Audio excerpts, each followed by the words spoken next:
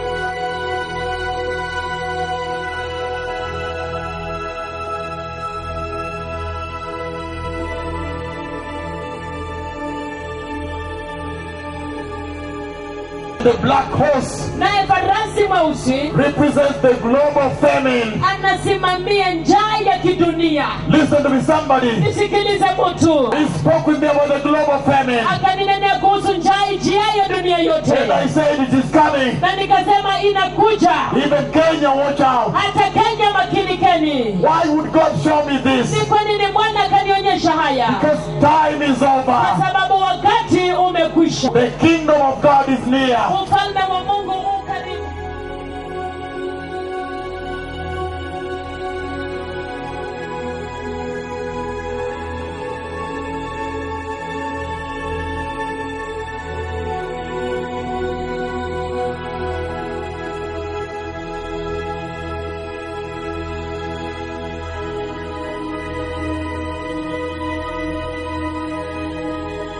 These children are still perilously thin.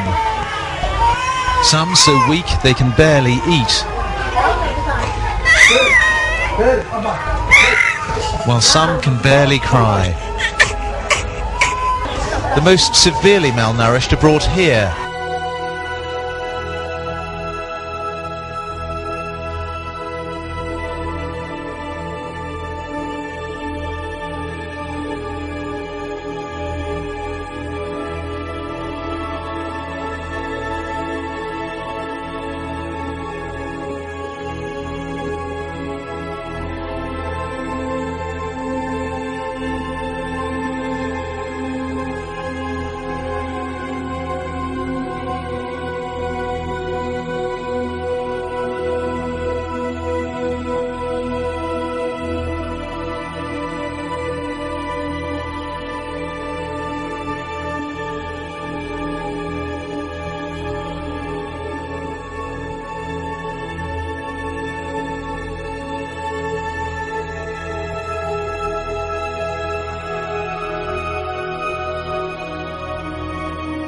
Word has spread fast in Somalia. Head to Kenya, and the world is waiting to help you.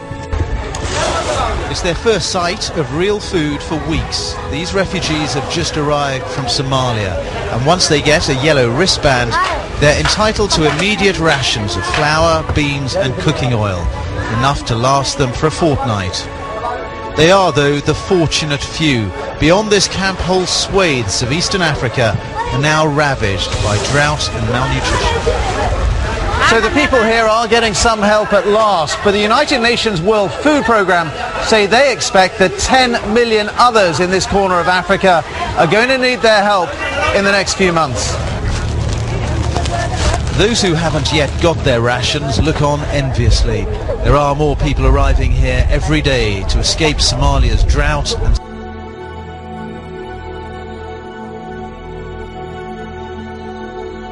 spoke with me about the global famine. Akaninenea kuhusu njaa ijiayo dunia yote. And I said it is coming. Na nikasema inakuja. Even Kenya, watch out. Hata Kenya makinikeni.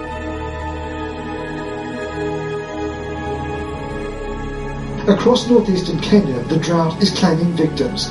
Here, as in Somalia to the east and Ethiopia to the north, people are abandoning their livestock and moving to wherever they can find water. There's none here now. The food crisis is mostly caused by drought, but bad management is making things worse. This borehole used to support the entire district. The pump broke a month ago, and the government has been promising to fix it. Char is 2 years old.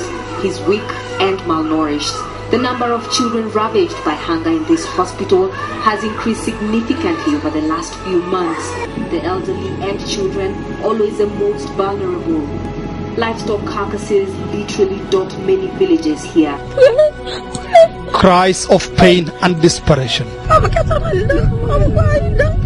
For 75-year-old Nepurte Erait and her fellow villagers in the remote Turkana area of northern Kenya.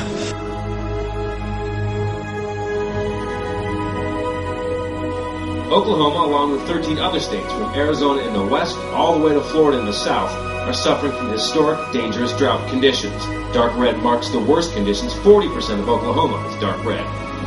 Normally, this time of year, Ted would be baling hay and renting his grazing land big enough for 800 cattle. But the drought that began back in October has cracked the earth and scorched his crop. That's where they're going, where it's coming back to green we have. Even if his ranch got rain now, most of the damage is done. With no relief on the horizon or in the forecast, the governor has asked her fellow Oklahomans to set aside a little time on Sunday to seek help from a higher power and pray for rain. China's Jiangsu province has often been prone to flooding, but this year it's facing the worst drought in 50 years. The Great Chinese Drought is continuing, and there's no end in sight. According to state media, the country's worst drought in half a century is affecting 35 million people in the central and eastern provinces of Hubei, Hunan, Anhui, Jiangxi and Jiangsu. Why would God show me this? Because time is over. So you may know that your repentance is not in vain, but that you may enter there into the kingdom of God. Let me tell you something. The kingdom of God is near.